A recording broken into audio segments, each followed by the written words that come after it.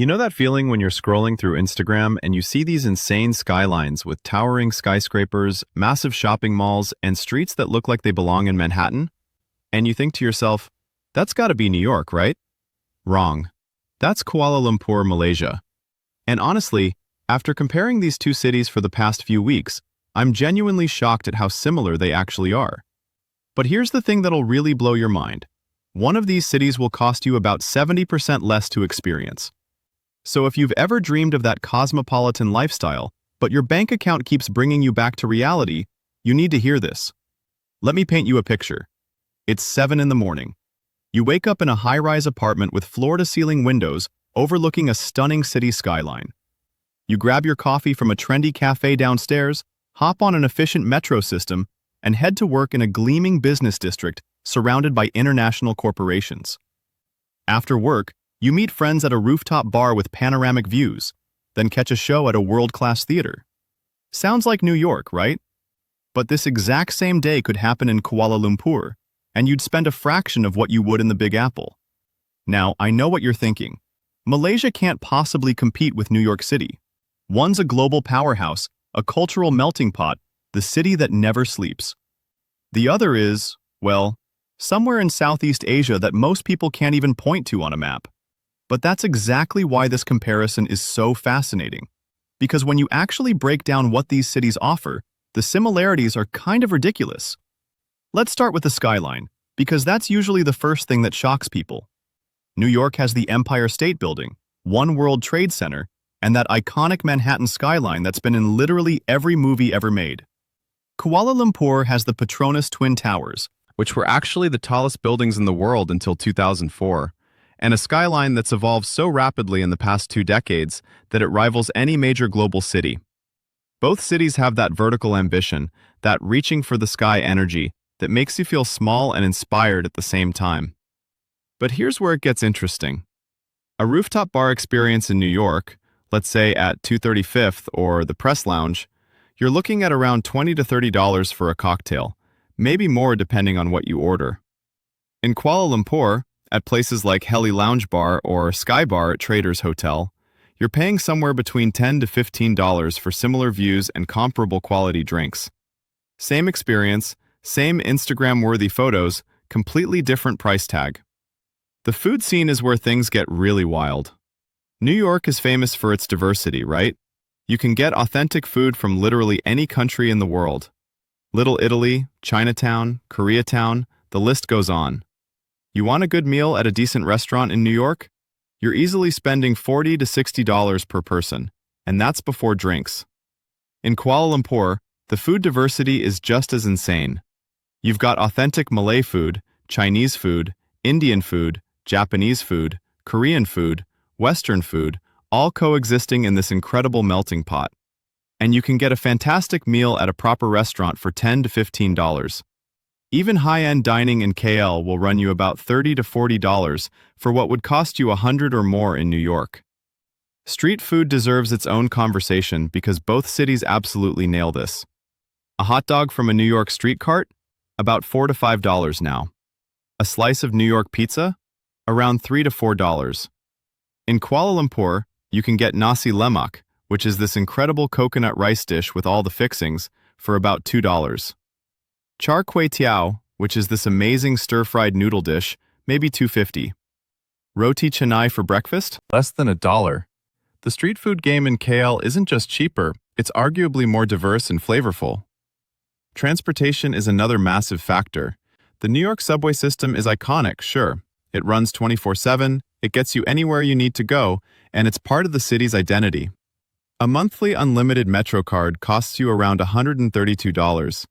Kuala Lumpur's metro system, the MRT and LRT, is cleaner, more modern, air-conditioned, and a monthly unlimited pass costs about $35. Single rides in New York are $2.90. In KL, you're looking at anywhere from 50 cents to $2 depending on distance. And if you're taking Grab, which is Southeast Asia's version of Uber, a 15-minute ride in KL costs around $3 to $4. That same ride in a New York Uber?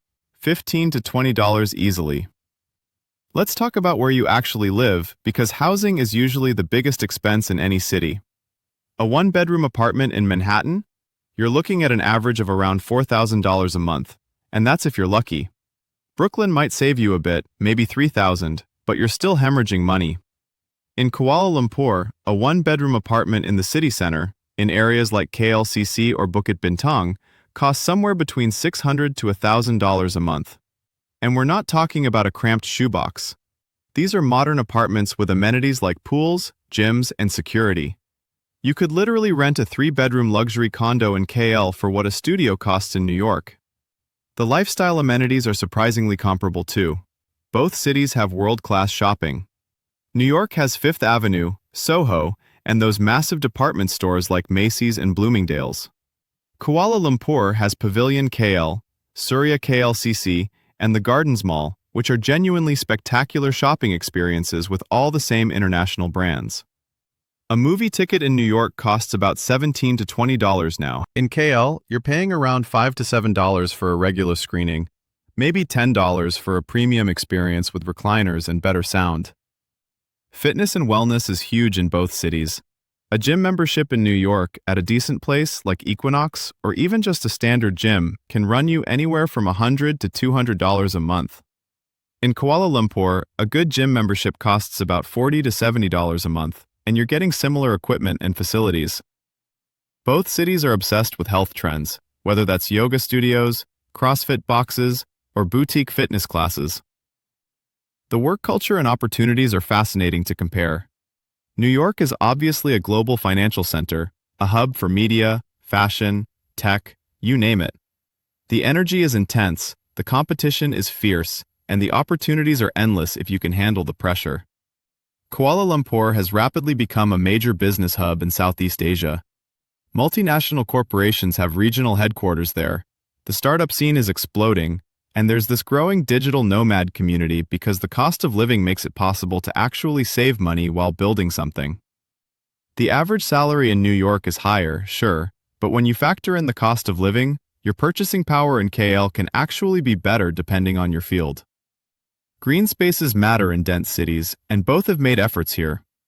New York has Central Park, which is absolutely iconic and necessary for maintaining sanity in such an urban environment. It's huge, it's beautiful, and it's probably the most famous urban park in the world. Kuala Lumpur has the KLCC Park, Perdana Botanical Gardens, and several other green spaces that provide that necessary escape from concrete. They're not as large as Central Park, but they serve the same purpose and they're well maintained. The arts and culture scene is where New York has traditionally dominated. Broadway shows, world-class museums like the Met and MoMA, Lincoln Center, the list goes on.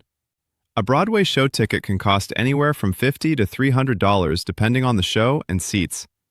Kuala Lumpur's art scene has been growing rapidly.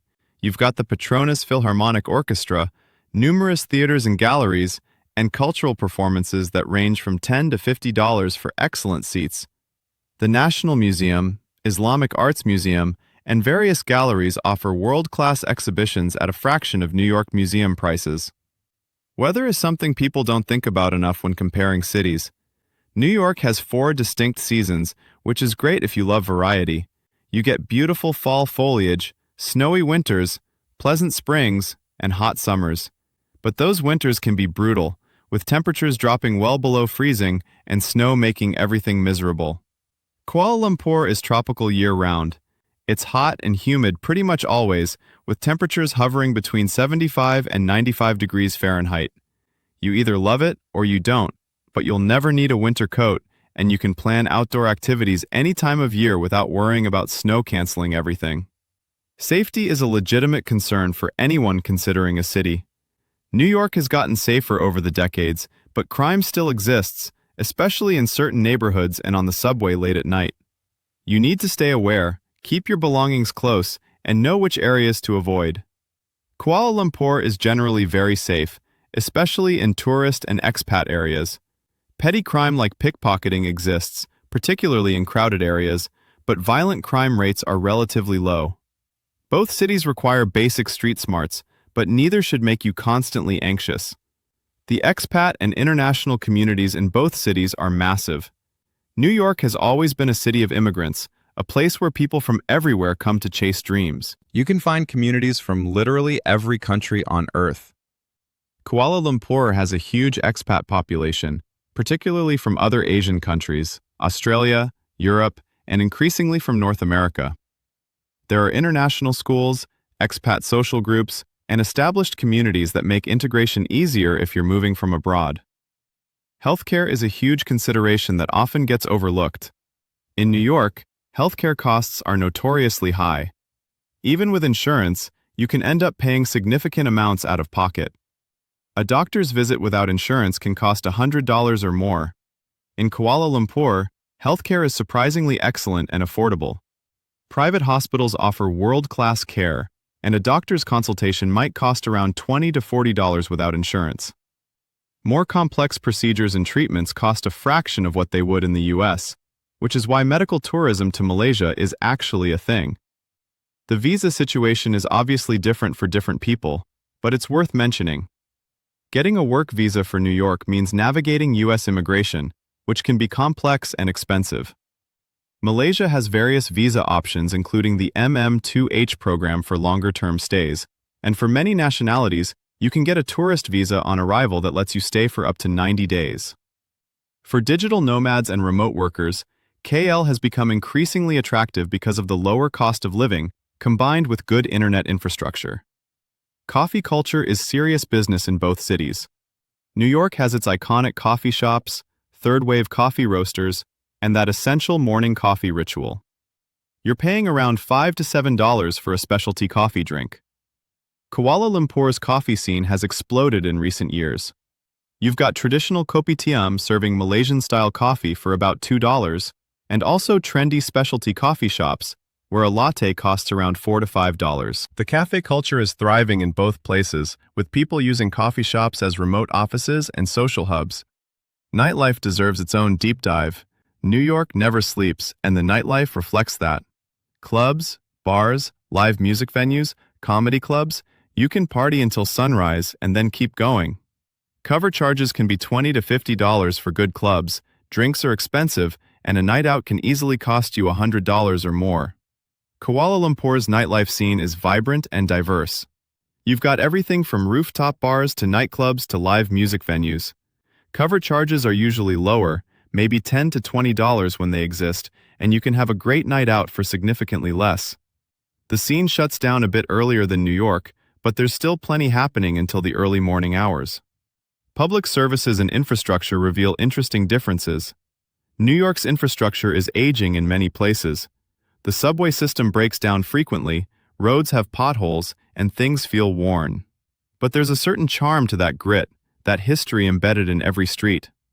Kuala Lumpur's infrastructure is newer and generally more modern. The metro is clean and efficient, roads are well maintained, and everything feels more polished. It doesn't have the same character yet, but the functionality is often better. Education options matter if you have kids or are thinking long-term. New York has some of the best schools and universities in the world, from Columbia to NYU to numerous excellent public and private schools. But private school costs are astronomical. Kuala Lumpur has a growing number of international schools following American, British, or international baccalaureate curricula. Costs are significantly lower than international schools in New York, though still substantial, ranging from around $8,000 to $25,000 per year, depending on the school. The pace of life is noticeably different. New York operates at this frenetic pace where everyone's rushing, multitasking, and grinding. There's an energy that's exciting but exhausting. People walk fast, talk fast, and expect everything to happen immediately. Kuala Lumpur has a more relaxed vibe. People still work hard and the business districts are busy, but there's less of that constant urgency. The phrase Malaysian time exists for a reason. Things move a bit slower, and that can be either refreshing or frustrating depending on your personality. Language is worth considering. In New York, English is the primary language, though you'll hear literally every language on Earth being spoken. In Kuala Lumpur, Malay is the official language, but English is widely spoken, especially in business districts, shopping areas, and restaurants. You can absolutely get by with just English, though learning some basic Malay phrases is respectful and helpful. Here's something most people don't think about: packages and delivery. Both cities have excellent delivery infrastructure. New York has everything from Amazon same-day delivery to countless food delivery options. Kuala Lumpur's delivery game might actually be better in some ways. Food delivery is incredibly cheap and efficient. You can get almost anything delivered quickly, and the costs are minimal. Delivery fees that would be $10 to $15 in New York are often $2 to $3 in KL. So after breaking all this down, what's the real difference? New York offers that incomparable energy, the cultural cachet of living in one of the world's most famous cities, and opportunities that exist nowhere else. You're paying a premium for the New York experience, for the ability to say you made it there. Kuala Lumpur offers a cosmopolitan lifestyle with modern amenities, incredible diversity, and the financial freedom to actually enjoy your life without constantly stressing about money. The numbers tell a clear story. You can live a comparable lifestyle in Kuala Lumpur for about 30% of what it costs in New York. That same apartment, similar food experiences, equivalent transportation, comparable entertainment, all for a fraction of the price. A comfortable life in New York might require an income of $70,000 to $80,000 or more. In Kuala Lumpur, you could maintain a similar quality of life on $25,000 to $30,000. This isn't about one city being better than the other. They're different experiences with different trade-offs. But if you've been stuck thinking that big city living is only accessible if you're wealthy, Kuala Lumpur proves that's not true. You can have the skyline, the diversity, the culture, the convenience, all without selling your soul to rent prices. Whether you're a digital nomad, someone looking to stretch their retirement savings, or just curious about experiencing life somewhere new, understanding these comparisons opens up possibilities you might not have considered. The world's a lot more accessible than we sometimes think.